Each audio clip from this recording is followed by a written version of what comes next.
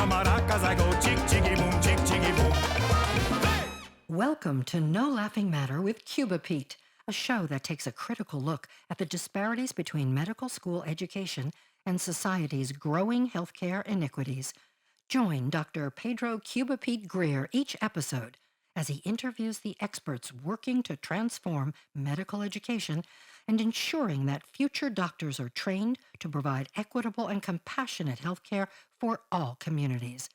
Dr. Greer received the Presidential Medal of Freedom in 2009, honoring his dedication to providing health care to underserved populations. As Dean of Roseman University College of Medicine in Las Vegas, Dr. Greer is committed to creating a medical school of the future where students embrace the need to unite the heart and science of healthcare. And now, the host of No Laughing Matter with Cuba Pete, Dr. Pedro Cuba Pete Greer. Hi, I'm Pedro Jose Greer. They call me Joe, and sometimes Cuba Pete. And welcome back to Cuba Pete, live from Studio A. Probably when you're seeing it won't be live, but it's live right now. How about that? We have the most spectacular guest with us today. This is a person that I've had the pleasure of sitting down with, admiring, enjoying her words. It is Dr. DeRionne Pollard. She is the president of what is now Nevada State University because of her, formerly known as Nevada State College. And she's been there since August of 2021. By the way, she happens to be the first black woman ever to be the president of any Nevada State higher education institution. So first of all, thank you for having me here today. And you zoned right in on probably one of my most impassioned conversations around first generation students. Nearly half of our student body at Nevada State University are first in their family to attend college. About 75% of our students are also students of color. So you put this mix together, and I call it this glorious melting pot of what America is right now, but also this interesting space that has been sometimes forgotten because we don't talk about first generation college students the way that we should be talking about them and their needs. So I love the fact that I have the honor of leading an institution that is unapologetic in the fact that this is the population of students that we have the honor of serving. And which is of particular interest to me because as a medical school dean, I want first generation students. Yes, you do. I want them big time for various reasons. Number one, diversity, including economic diversity, Yes. enhances my profession. It makes it better. The other one is that first generation students tend to stay at home. Yes, they do. We need doctors in this state. So let's go for the ones that are going to stay here. And why would they stay here? Well, this is their home. When you're first generation, you're the first one in your family. When you get a bachelor's degree, a master's, or a doctorate, the first one in your family to have the opportunity for generational wealth. Yes. And that should be what our future workforce is. What drove you to do what you do? Well, I think a couple of things. Probably, as I tell people, the students that I have the honor of serving are students that are just like me. I grew up first generation college student. I grew up on the south side of Chicago, oftentimes in an environment where people would not have predicted that I would be doing what I'm doing right now. I had a community. Or ever leave the south side. Well, that is very true. And what's very compelling to me about that is that my father was primarily raised by my father. My mother died when I was very young. And as a result of that, he wanted us to be survivalists. So it was very intentional that, okay, you're going to get a college degree. We don't know how. We don't know what the process is going to be, but you're going to get one and you're going to be able to take care of yourself. Because I think his greatest fear was that he would not be there to take care of us. So that kind of put that spark in me. I was a very successful college president in Maryland and had every intention to retire from that job in a few years, I hoped. But I got a call one day from a girlfriend who said to me, DeRionne, have you heard about this job? And I said, what job? And it's a Saturday morning, I'm laying in bed, listening to music, drinking my tea. And I said, look, girl, I got a contract. She said, read this job description. This is your job. And lo and behold, 2 months later, the job was mine because it was the mission that was so compelling for me, and the fact to step into a state which is very different than Maryland, which has a high priority on education, that invests in it that way, to step into a state that's trying to figure out what that looks like. I wanted to be a part of it. And in a state where people are actually, I have found for the most part, extremely friendly. Oh, very friendly. I'm from Miami, which is anything but friendly. Yes. Okay. There's a lot of Midwesterners here. That's what I think. So that's why they're also nice. They're also nice. We're very nice people. People say hello, Yes. excuse me, Yes. you know. Thank you. Thank Yeah. you. But, you know, we work hard and we play hard. And Yes. that's the beautiful thing about Midwesterners. And I think Nevada. By the way, your campus is spectacular. Thank you. It is so beautiful. Thank you. And it's also situated in a part of the city that all your surrounding topography is gorgeous. Yes. I'm particularly interested in first-gen students going into the health professions. And I know that you guys do that too. And you produce nurses. Yes. You produce scientists. Yes. And we want you to produce a bunch of doctors in medicine. Although the PhDs are the real doctors. Let's be serious about this, okay? We didn't have to do a dissertation. Yes. But one of the things that you do also is you have students after their third year can go to Roseman and get right into pharmacy, which is something spectacular. Your nurses could also come over. We just opened up a new program, a CRNA program. That's a certified registered nurse anesthetist. And for those of you that want to be nurses and you're first gen, you're going to do very well if you get your graduate degree, 100%. Even without a doctorate, just with your master's degree. Because here in this state, they were smart enough to say, well, the doctors aren't doing it. Let's get the nurse practitioners and they can be clinicians in primary care clinics. So and I've been thrilled with the ones that I work with. I love the work that you all are doing, Roseman, because of this very idea that you said earlier. Locality matters, home matters. We know that Nevada, and Southern Nevada even more so, does not have enough healthcare professionals to serve the populace that is growing. We know that institutions like our own, if you can grow your own locally, they tend to stay. I know 80% of my graduates stay locally in Nevada State. So if there's a pathway that takes them from the communities that they're in, and they're able to then pursue higher education, pursue graduate education. Because I always say, don't stop. Because I never want anybody to tell me something I can't do. So get the degree so that you can decide what you want to do, and then be able to serve and impact your community and serve your cousins and them, as we call them, your aunties, the play ones and the real ones, your parents, your children. That to me is about enhancing the quality of life. If there's nothing more democratic than education. I'm the son of a first generation. Yes. Actually, first one to finish high school in our family, much less. He became a doctor. But don't go crazy with graduate education. After my third postdoc, my wife came to me and said, we have 2 kids, get a job. I know. Because learning is so much fun. It really is. That's why I never left college. That's exactly There you it. go. It's the best. There you go. And are you going to expand the university? We are. We're actually doing some pretty powerful things right now, I think, in this space. One is that during COVID and even those moments right before, Nevada State is actually the only public institution in the state that experienced growth still. So as a result of that, we know our value proposition. And part of that is high quality, accessible education with robust support services provided by excellent faculty. So in order to do that, we have some clear opportunities. We're going to be expanding in our undergraduate programs in our business area. We have a large growing data informatics type of program.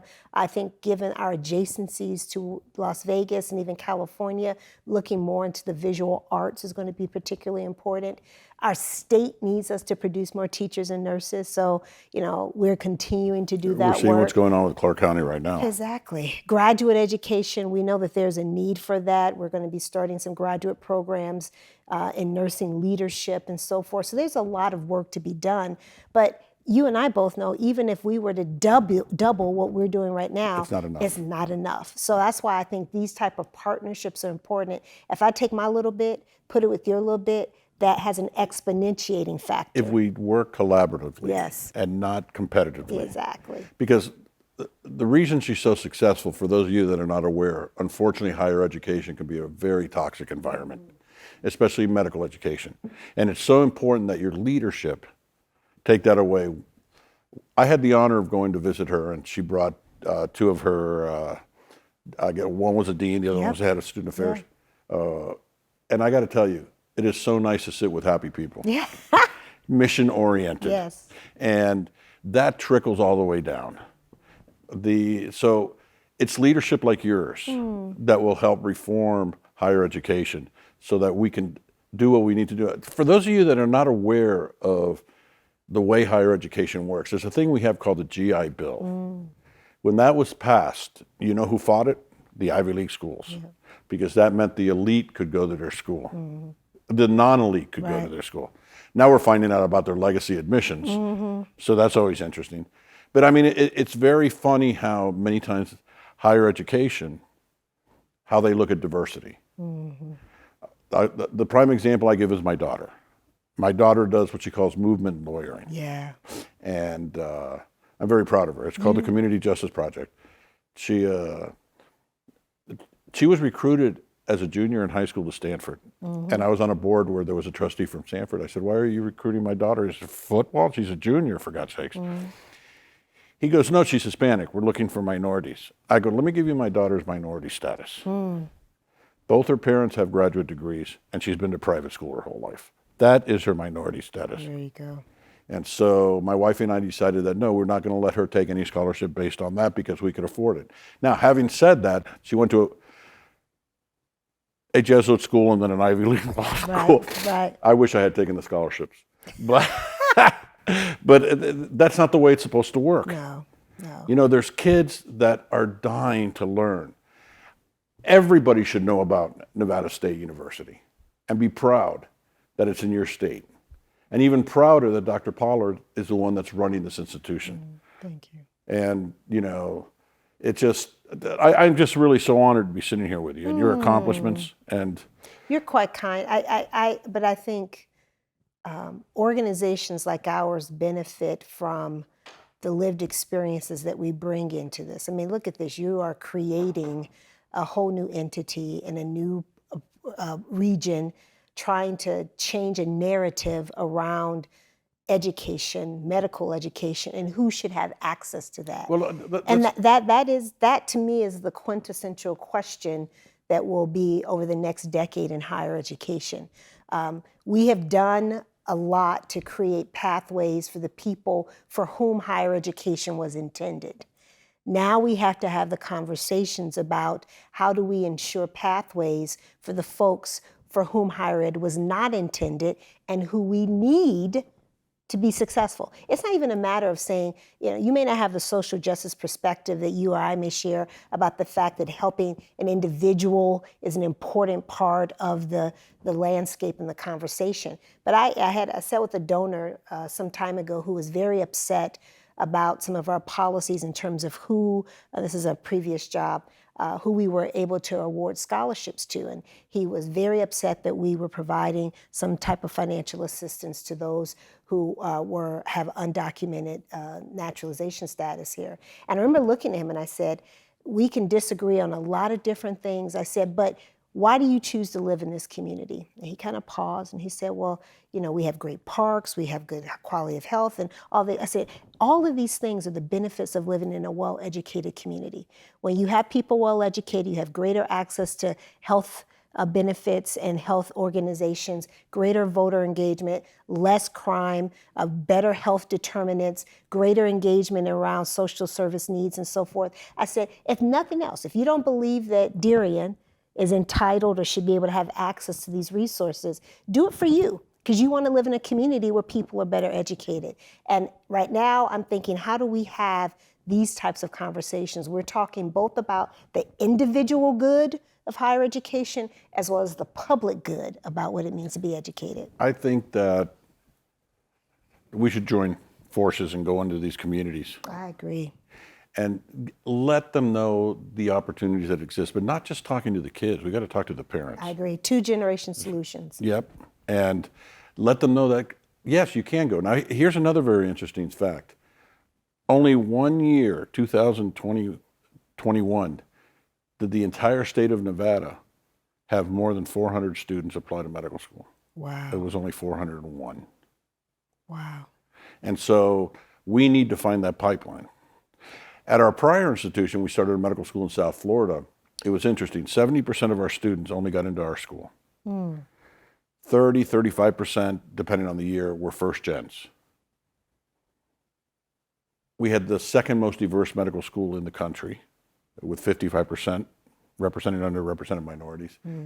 Every graduating class we had the highest step scores, the highest pass rate. And the difference was, in our medical school, I believe so much in equity, inclusion, belonging, diversity. Sure. And it's not represented in leadership. Of our 6 leaders, only 2 of us are males. I'm Hispanic, Lou's African American. 4 are women, 3 are African Americans. And we have a couple immigrants in there. We just throw them in, just for the flavor of the food. Right. But if it doesn't come from the top, it doesn't go down. I completely And agree. the other diversity I believe in, especially in education, is only 2 of us of the top 6 leaders have MDs. If you're going to prepare your future workforce, they have to understand how society is. They have to understand that a diabetic that owns a company is very different than a diabetic that's homeless. And the consequences that can occur, and the comorbid disorders, and the social accountability that we have to have as physicians. We have some of the worst health outcomes in this country. Yeah. Maternal mortality. Yes. We rank, 30th in the world? Right. And if you're African American, the There's rates are even 8 higher. times. Yep. If you're Native American, they're 19 times higher. Right. I'd like us to start a midwifery program. Oh, Let's work on that together. I would love that. And what you're hitting on too is this interesting intersection as well around poverty. I'm reading a book right now called Poverty by America. Oh, yes. Right? From the guy from Princeton. Yeah, and what's interesting, I got stuck on his first book, Evicted. You know, Yeah. He runs an eviction center. Yeah, It's amazing. His story is so compelling. And he comes from a very humble background. He does, and he chooses to still live that way, even though he's at Princeton, right? Here's the part that's so compelling about this, that poverty and any of the other isms that we want to have is as American as apple pie. And if we want to have different outcomes, we have to start to attack these issues at the core, and we have to acknowledge them, that they exist, and that there are disparate experiences in this country based on race, based on gender, based on socioeconomic status, based on immigrant status, based on ability that you were born with versus that you were not. All of those things are part of it. And if you can acknowledge that and then talk about the systemic ways in which that's been used against generations. So that's the issue here. And it's not just poverty. It's in that book, which is fascinating to Yes. me. It's how we keep them in poverty. Yes, the intentionality around that. Right. And The especially haves have to have- the financial system, how it Yes. works. Well, the haves have to keep having, so the have-nots have to keep having not. Right? Well, as my father told me when I was very young, you can only eat one steak at a time. Yeah, And you can only drive one car at a time. one would think. You know. One would think. But that's not the reality right now. When we look at what 80% of this wealth and globally is held by less than 3% of the population, that there's something fundamentally wrong with that. So that's writ large. And let's talk about something else that adversely Yeah. affects the impoverished: climate change. Oh my gosh, right. First of all, how many people in Las Vegas do not have air conditioning? Yeah. I mean, I used to see this when we do our household visits in South Florida, because there you have the rains, the mosquitoes, Yeah. and by law you're not required in Section 8 housing to have air conditioning, That's which is ridiculous in South Florida, inhumane. It's inhumane. where the water gets 100 degrees Right. and breaks a world record. And you'd walk in, and what's the highest rates in impoverished neighborhoods? Hypertension. Yep. Diabetes, and then the consequences of diabetes: Yes. renal failure, amputation, blindness, Yes. et cetera, et cetera, et cetera. And you'd go into somebody's home, and they had a screen porch, Yeah. no air conditioning, One of the fans blowing in the window. exactly, but there's holes in the screen. Yeah. Now, does not one think that repairing a screen is a lot cheaper than putting somebody on dialysis or amputating a limb? Yeah. And so what are we thinking? These are human beings. And this is, it's so important. I mean, what you do, especially with the undergraduates, because you're the one that gets them in the door. You know, I'm trying to take advantages of what you're doing and just hang on to your coattails. Yes. And make it something that we offer the community, not just better health, but better doctors. And a better quality of life. Yes. You know, I love your imagery that you struck talking about South Florida, because I can remember the imagery I feel when I moved here. And it literally had this experience the other day. I'm driving in my car and I'm struck by the number of people that I see walking in the middle of the day with multiple layers of clothes on. And it's 105 degrees. And so there's a part of me that knows that, yes, there are a lot of folks who have to be moving. They have to get different places. But you wonder about the infrastructure, the societal social network that, you know, helps catch people who may be, you know, living on the edge in a way that this is not a choice they would be making, but this is something they have to do to get from here to there, and their quality of life, and this heat here. I mean, it is unlike anything I've experienced in my entire life. What's really fascinating is the statistics that came out from the pandemic.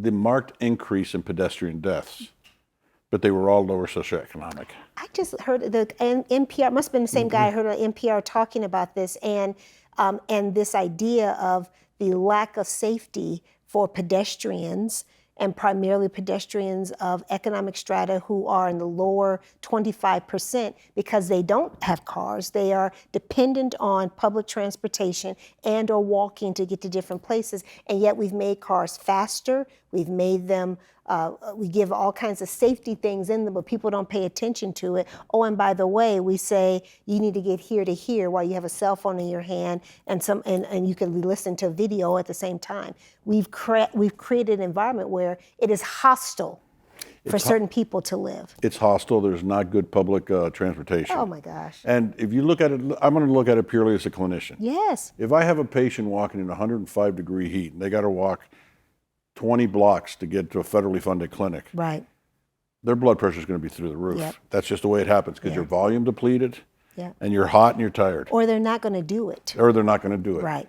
And so that's why we have the system of Genesis, which is household-centered care. Yeah. Because if you are an hourly employee, you have no benefits. Right. So 20 years ago with Dr. Brewster, who runs the program, and actually the architect of it, we sat down and we were studying the other med school, I said, Lou, how do I get to the poorest patient before they show up at the clinic? Meet them where they are. And meet them where they are. And have two portals so we get trusted partners. Yeah. And they can refer patients to us. She's telling me that I'm out of time, so and she's going to be a nurse, so a doctor always listens to a nurse. That's very true. But very true. I'm going to say thank you on one condition. Yes, sir. You come back. Oh, this again. Anytime you have me, I mean, would love you this. have such a message. And by the way, you have this spectacular smile. Thank you. Keep that going, because that's something you give away for free, and it just makes people feel better. Dr. Pollard, thank you so much for being on this show. And thank you more than that for what you do and the leadership that you have. We are blessed to live in this community with a leader like you. I'm just trying to be like you. Thank you. Talk to my wife. And with that, I'm going to say, this is Cuba Pete saying goodbye, because she's already agreed to one condition. She's coming back. If you enjoyed today's podcast, please subscribe, like, and comment on your favorite podcast platform. If you'd like to support the groundbreaking work that Dr. Greer is doing at the Roseman University College of Medicine, please donate at the link below. Thanks for tuning in to No Laughing Matter with Cuba Pete, as together we work to unite the heart and science of healthcare to serve all in our communities. See you next time.